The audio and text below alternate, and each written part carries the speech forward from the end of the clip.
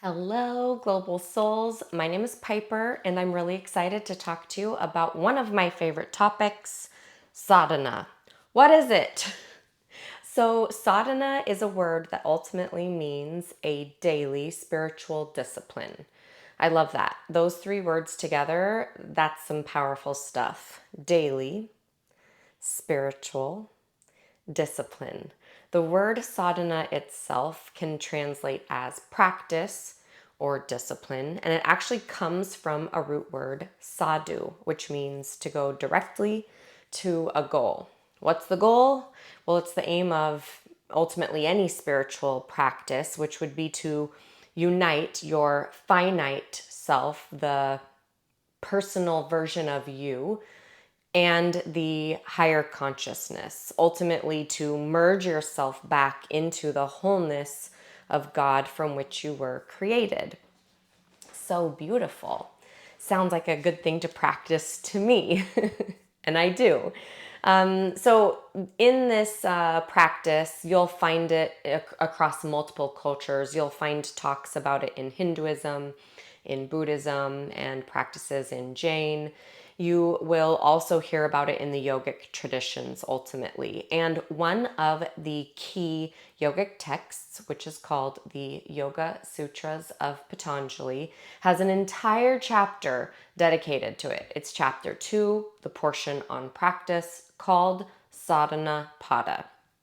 The first part of this ancient text ultimately breaks down what is yoga, what are some of the goals of it, and then we come into this part of the book and it breaks down how do you practice? What is the discipline? What is the purpose of the discipline? And it's just a really beautiful look at what it means to go straight to a goal. And the goal in this sense, from a high level, would kind of be threefold for the way that I look at it. One, you're working to transcend the ego. Ooh, your ego, it can get in the way. It can be mighty powerful, right? But it can also really get in the way and mess you up. It's opinionated, it attaches, it wants to control, and it wants to avoid suffering and only experience pleasure, which, if you've been living on this earth for not very long, you're probably aware that that's not really possible to avoid anything that's uncomfortable. So when we transcend the ego, we open ourselves up to grow and to have the capacity to flow with life. The second part of this, when we transcend the ego, would bring us into a state of wisdom where you can grow and develop through the 5 stages of wisdom that ultimately establish you, the third thing, in truth. And becoming established in truth, it starts to pour out into every aspect of your life, and you're impacted in a way that allows you to shine your true energetic essence into the world around you. You start to contribute to raising the consciousness of humanity when you show up authentically and powerfully as yourself. So, a sadhana, a spiritual discipline, as you can imagine, could have a multitude of ways in which it's practiced.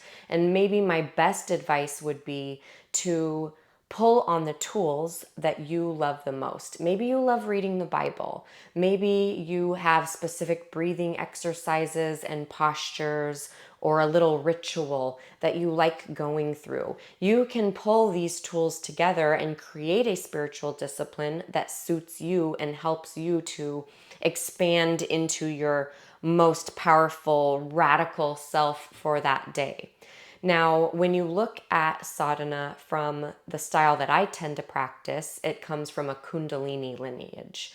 Kundalini is a style of practice, and if you were to take a full-blown sadhana, first of all, you would be up super early.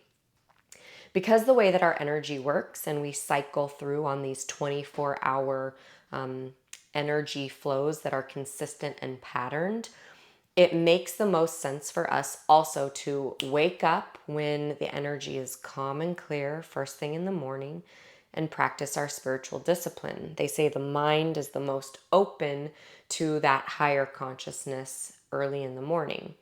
And if you can't practice early in the morning, I think it's best to say that practicing at the same time every single day has an important impact. So you could pull anything you want. Now, if you're practicing the Kundalini lineage in its totality, you would likely repeat Japji, which is a Sikh prayer. You would then do a tune in mantra where you chant to prepare the body and the energy for the practice. You would go through a series of warm up postures just to get your anatomy awake and ready. And then you would do a Kriya.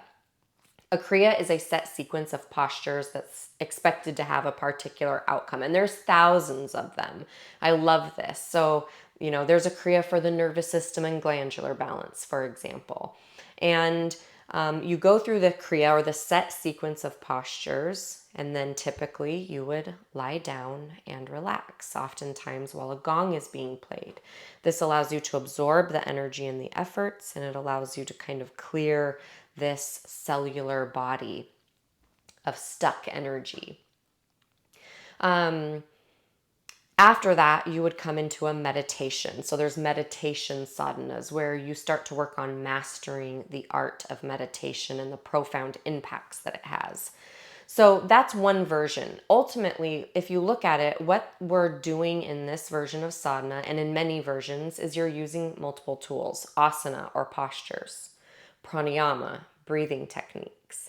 You're using mudras, hand gestures, a lot of times that have impacts to the energy channels.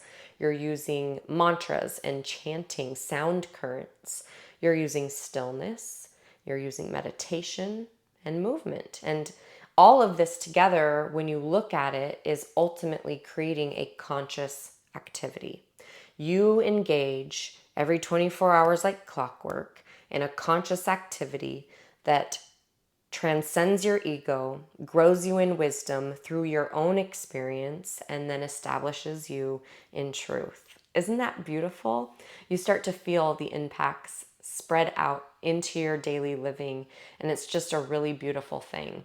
This is why ultimately sadhana has become a cornerstone in my personal yogic discipline and for yogis all over the world. And it really will work to help relieve some of the suffering that you're inevitably going to experience in life and aid you to exist in a state of peace. Whew, that's a lot of information, but that's in a nutshell really what sadhana means. So I hope that for you, this inspires you to create a daily spiritual discipline.